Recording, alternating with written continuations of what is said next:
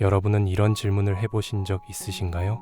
나는 분명 하나님을 믿고 정직하게 살아가는데 왜 늘 경제적으로는 어렵기만 할까? 믿음이 깊은 사람일수록 이 질문 앞에 더 많이 고민하게 됩니다.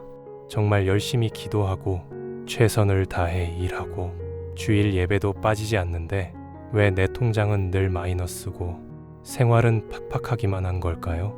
혹시 여러분은 하나님이 축복하시는 부자의 습관을 놓치고 있는 건 아닐까요? 오늘 이 영상에서는 기도보다 먼저 준비되어야 할 하나님이 실제로 축복하시는 사람들에게 공통으로 나타나는 5가지 삶의 습관을 함께 나누고자 합니다. 이 5가지는 단순한 재테크 비법이나 일시적인 성공 요령이 아닙니다. 하나님이 쓰시는 사람들, 하나님이 부유하게 하시는 사람들, 그들의 삶 속에서 자연스럽게 드러났던 신앙적 행동 패턴입니다. 이 영상 끝까지 들으신다면 당신의 재정뿐 아니라 당신의 삶 전체에 하나님이 예비하신 새로운 복의 흐름이 시작될지도 모릅니다. 그럼 지금부터 하나님이 축복하시는 부자 습관 첫 번째를 시작해 보겠습니다. 첫 번째, 돈보다 하나님의 뜻을 먼저 따지는 습관. 계산기보다 기도를 먼저 두는 사람에게 복이 흘러갑니다.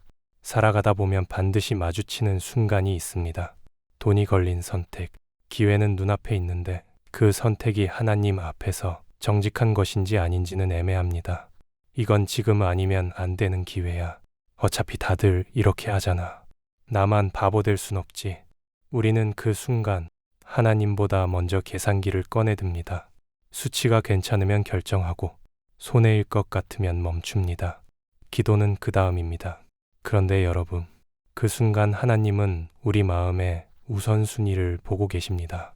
마태복음에서는 이렇게 말씀합니다.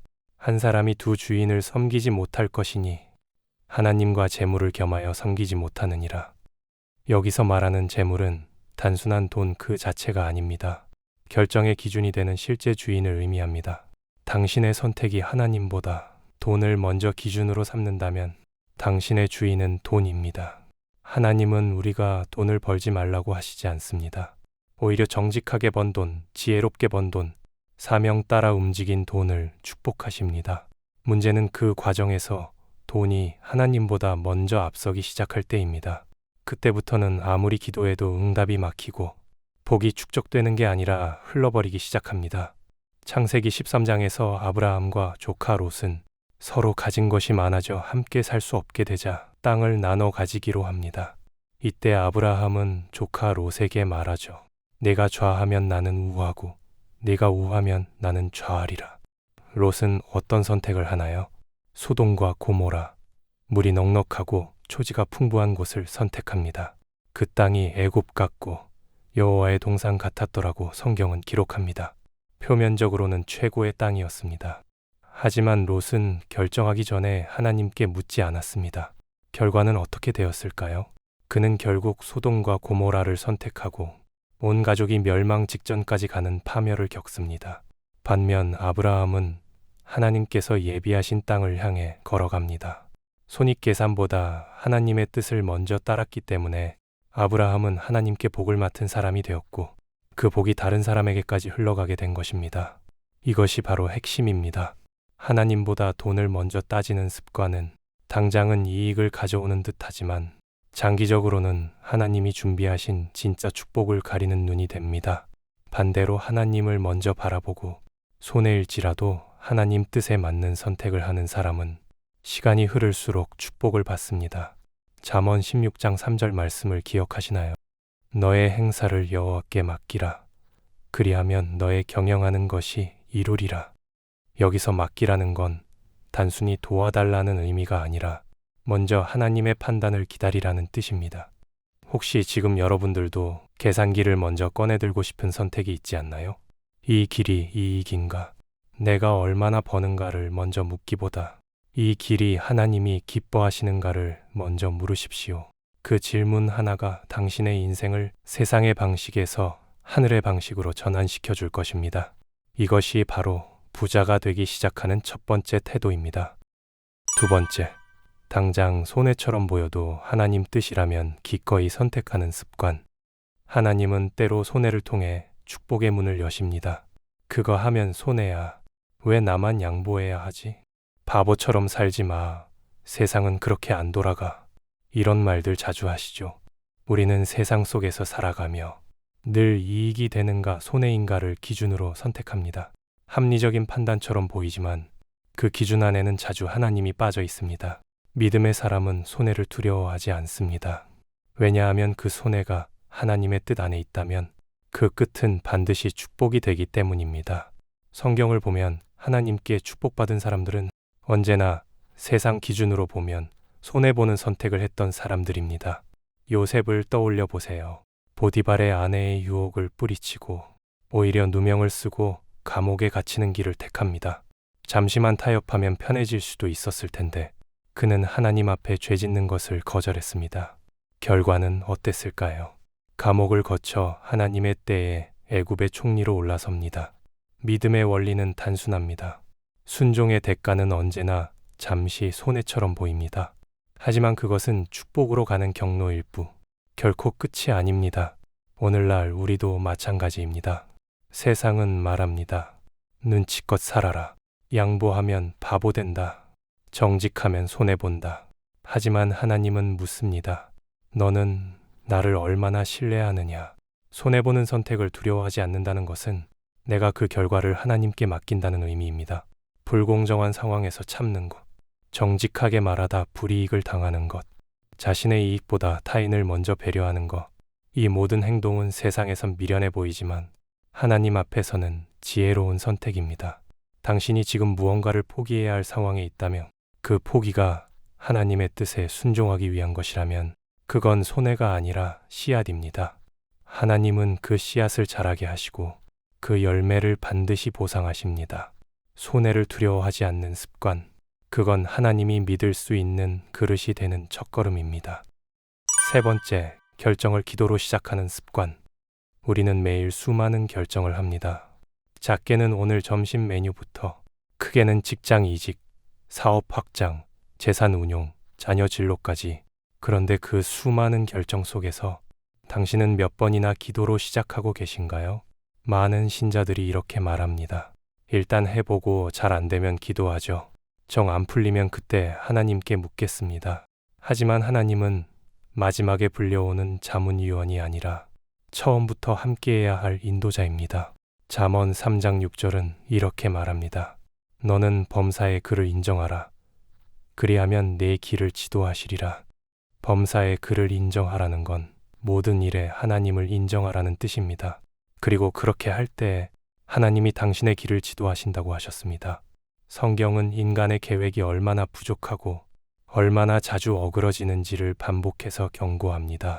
우리는 오늘 하루 앞도 제대로 내다보지 못하면서 내일을 확신하며 살아갑니다. 그 결과는 어떻습니까? 잘 되면 다행이지만 대부분은 시간과 돈과 관계를 잃고서야 그때 기도할 걸 이라고 후회하죠. 이것은 단순한 실패가 아닙니다. 하나님의 지혜 없이 움직인 결과물입니다. 하나님은 우리 인생의 목적지를 누구보다 잘 아십니다. 그리고 그 목적지까지 가는 가장 안전하고 복된 길을 이미 예비해 두셨습니다. 그런데 기도하지 않으면 우리는 자꾸 지름길처럼 보이는 길로만 가려 하죠. 쉽고 빠르고 눈앞에 좋아 보이는 길. 하지만 성경은 경고합니다. 어떤 길은 사람의 보기에 바르나 필경은 사망의 길이니라. 기도로 시작하는 습관은 결정을 유보하는 게 아닙니다. 결정을 하나님과 함께 만드는 연습입니다. 기도하며 묻고 말씀을 기준 삼아 판단하고 기다릴 줄 아는 마음. 이것이 하나님이 기뻐하시는 결단의 자세입니다. 우리가 인생의 전환점에서 가장 두려워해야 할 것은 실패가 아닙니다. 하나님 없이 움직이는 것입니다. 하나님은 우리의 기도를 항상 네 혹은 아니오로만 답하지 않으십니다. 때론 기다려라고 하시고, 때론 말씀으로 가르치시고, 때론 주변 사람들을 통해 명확한 신호를 주시기도 하십니다. 중요한 건 그 신호를 받아들일 준비가 되어 있는 마음입니다.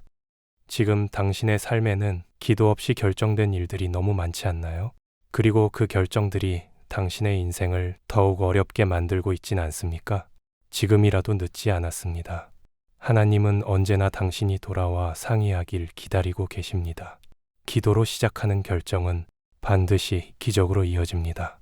하나님이 함께 하시는 걸음은 잠시 멈춤처럼 보여도 결국은 가장 빠르고 복된 길이 됩니다. 네 번째, 나누는 습관. 가난한 자를 기억하는 자에게 하나님은 하늘의 문을 여십니다. 많은 사람들이 말합니다. 나중에 돈 많이 벌면 그때 나누겠습니다. 지금은 여유가 없어서 형편이 좀 나아지면요.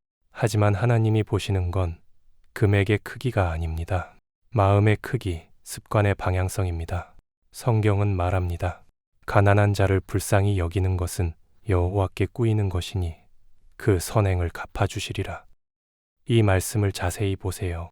가난한 자를 도와주는 것이 그저 선한 행동이 아니라 하나님께 꾸이는 일이라고 하십니다. 즉 나눔은 하나님과의 영적 거래입니다. 하나님이 친히 갚아주시겠다는 약속입니다. 이 구절이 주는 감동은 가난한 자를 돕는 것이 곧 하나님께 드리는 행위라는 데 있습니다. 우리는 자주 하나님께 헌금은 드리지만 이웃에게는 마음이 인색한 경우가 많습니다. 하지만 성경은 분명히 말합니다. 네가 정녕 복을 받으리니 너희 중에 가난한 자가 없으리라. 하나님이 불을 주시는 이유는 단순히 내가 풍족하기 위함이 아니라 이웃을 돌볼 수 있는 도구가 되기 위함입니다. 나눔은 그 자체로 하나님의 성품을 반영하는 행위입니다. 예수님은 공생애 동안 늘 가난한 자들과 함께 하셨습니다. 병든 자, 소외된 자, 세상에서 버림받은 자들, 그리고 이렇게 말씀하셨죠. 너희가 여기 내 형제 중에 지극히 작은 자 하나에게 한 것이 곧 내게 한 것이니라. 그렇다면 우리는 묻지 않을 수 없습니다. 지금 나는 누구에게 어떻게 나누고 있는가? 혹시 나의 나눔은 남은 것으로 하는 선의에 머물러 있지 않나요? 진짜 나눔은 내가 조금 부족해도 함께 나누는 것에서 시작됩니다. 한 끼 식사, 따뜻한 말, 작은 물질, 시간의 일부, 그 모든 것이 누군가의 삶을 밝히는 등불이 될 수 있습니다. 놀라운 것은 이런 나눔의 습관을 가진 자에게 하나님이 반드시 복을 더하신다는 점입니다. 고린도후서 9장 8절에서 바울은 이렇게 말합니다. 하나님이 능히 모든 은혜를 너희에게 넘치게 하시나니 이는 너희로 모든 일에 항상 모든 것이 넉넉하여 모든 착한 일을 넘치게 하게 하려 하심이라. 넘치게 하시는 목적이 무엇일까요? 모든 착한 일을 넘치게 하게 하려 하심이라. 즉 나눌 수 있는 능력을 더해 주시기 위해 하나님이 먼저 부어주신다는 것입니다. 성경의 원리는 단순합니다. 많이 가진 자에게 더 많은 책임이 따르고 그 책임을 감당할 때 더 큰 축복이 주어진다. 이것이 축복의 선순환 구조입니다. 혹시 당신이 지금 경제적으로 힘든 상황에 있다면 이 질문을 해보셔야 합니다. 나는 누군가에게 나눌 줄 아는가? 하나님이 맡기신 것을 내 손 안에만 움켜쥐고 있지는 않는가? 지금 이 순간 당신의 삶이 회복되기 시작하는 가장 간단하고 확실한 방법이 나누는 습관을 실천하는 것일 수 있습니다. 나눌 때 하나님의 마음을 담게 되고 하나님의 손이 당신의 삶을 채우기 시작합니다. 다섯 번째, 겸손히 감사하는 습관. 하나님은 낮추는 자를 높이시며 감사하는 자에게 더하십니다. 많은 사람이 기도합니다. 사업이 잘 되게 해주세요. 재정적으로 넉넉하게 해주세요. 그리고 마침내 그 기도가 응답되어 하나님께서 복을 주셨을 때 그 다음엔 어떻게 하시나요? 감사하며 겸손을 지키시나요? 아니면 그것이 내 노력의 결과라고 여기고 하나님의 자리를 조금씩 밀어내고 계시진 않나요? 신명기에서는 이렇게 경고합니다. 네가 마음에 이르기를 내 능과 내 손의 힘으로 내가 이 재물을 얻었다 할까 하노라. 네 하나님 여호와를 기억하라. 그가 네게 재물 얻을 능을 주셨음이라. 하나님은 부자 되는 것 자체를 나무라시지 않습니다. 오히려 하나님은 당신의 백성이 복을 누리길 원하십니다. 문제는 그 복이 교만으로 바뀌는 순간부터 시작됩니다. 부자가 된 이후에도 겸손을 유지하는 것은 어쩌면 가난할 때 믿음을 지키는 것보다 더 어려운 일일지도 모릅니다. 왜냐하면 사람은 풍족해지면 쉽게 하나님을 잊기 때문입니다. 성경에 나오는 수많은 인물들, 하나님께 복을 받았지만 결국 교만으로 무너졌던 사례들을 우리는 잘 알고 있습니다. 대표적으로 느부갓네살 왕을 생각해 보세요. 그는 온 세상을 통치하던 강력한 왕이었고 모든 영광과 부를 누렸습니다. 하지만 그가 이렇게 말한 순간 하나님의 징계가 시작됩니다. 이 큰 바벨론은 내가 능력과 권세로 건설하여 나의 도성으로 삼고 내 위엄의 영광을 나타낸 것이 아니냐. 그가 그렇게 교만하게 말한 바로 그 순간 하나님은 그의 이성을 잃게 하셨고 그는 7년 동안 짐승처럼 들판에서 살아야 했습니다. 그는 결국 모든 걸 잃었습니다. 돈도 권력도 사람들도 다 떠났고 아무도 도와줄 수 없는 외로운 자리에 혼자 남게 되었죠. 그제서야 깨달았습니다. 내 힘으로 한 줄 알았던 이 모든 것들이 사실은 하나님께서 허락하신 것이었구나. 자기 인생의 진짜 주인이 누구인지 고백하는 그 순간 하나님은 그 마음을 받으시고 그를 다시 일으켜 주셨습니다. 감사는 기억의 언어입니다. 하나님이 어떤 분이셨는지, 그분이 어떻게 나를 여기까지 이끄셨는지, 그걸 잊지 않는 마음에서 진짜 감사가 나옵니다. 그리고 그 감사를 통해 겸손은 단단하게 뿌리내립니다. 겸손은 자신을 낮추는 것이 아니라 하나님을 높이는 삶의 자세입니다. 내가 잘나서가 아니라 하나님의 은혜로 여기까지 왔음을 고백하는 것, 그것이 진짜 겸손입니다. 그리고 하나님은 약속하십니다. 하나님이 교만한 자를 물리치시고 겸손한 자에게 은혜를 주신다 하였느니라. 혹시 지금 풍요로움 속에서 감사를 잃어버리고 계시진 않나요? 내 손에 쥐어진 것들을 내 실력이라 착각하고 있지는 않나요? 하나님은 당신이 가진 것보다 감사하는 그릇의 크기를 보십니다. 그리고 자신을 낮추는 자에게는 더 큰 복을 감당할 수 있는 지혜와 능력을 부어주십니다. 겸손과 감사는 하나님의 축복을 유지하고 확장하는 가장 강력한 습관입니다. 지금까지 우리는 하나님이 진정으로 축복하시는 부자들의 5가지 습관에 대해 나누었습니다. 돈보다 하나님의 뜻을 먼저 따지는 습관, 당장 손해처럼 보여도 하나님 뜻이라면 기꺼이 선택하는 습관, 결정을 기도로 시작하는 습관, 가난한 자를 기억하고 나누는 습관, 부함 속에서도 겸손히 감사하는 습관. 이 모든 습관의 공통점이 무엇일까요? 바로 하나님이 중심에 있다는 것입니다. 그들은 돈을 삶의 도구로 보았지 인생의 목적이나 신앙의 기준으로 삼지 않았습니다. 그들은 기도하고 양보하고 나누고 낮추었습니다. 그래서 하나님은 그들에게 돈만이 아니라 영향력과 명예, 지혜와 존경까지 함께 부어주셨습니다. 성경은 말합니다. 너희는 먼저 그의 나라와 그의 의를 구하라. 그리하면 이 모든 것을 너희에게 더하시리라. 모든 것에는 먹을 것, 입을 것, 쓸 돈, 삶의 필요, 그리고 우리의 미래까지 포함됩니다. 여러분, 지금 삶이 아무리 팍팍하고 재정적으로 어려워도 괜찮습니다. 하나님은 지금 이 순간 당신이 어떤 마음으로 살아가고 있는지를 더 중요하게 보십니다. 그리고 그 태도 위에 복을 예비하고 계십니다. 중요한 건 오늘 이 말씀을 들은 이후 당신의 삶에 어떤 습관을 심기 시작하느냐입니다. 하나님은 지금도 당신이 축복을 감당할 수 있는 사람이 되길 기다리십니다. 그리고 그 복이 당신 혼자만의 것이 아니라 당신을 통해 흘러가기를 원하십니다. 부자란 돈이 많은 사람이 아니라 하나님이 기뻐하실 만큼 잘 사는 사람입니다. 그렇게 사는 사람에게는 복이 머물고 그 복은 대를 이어 흐르게 될 것입니다.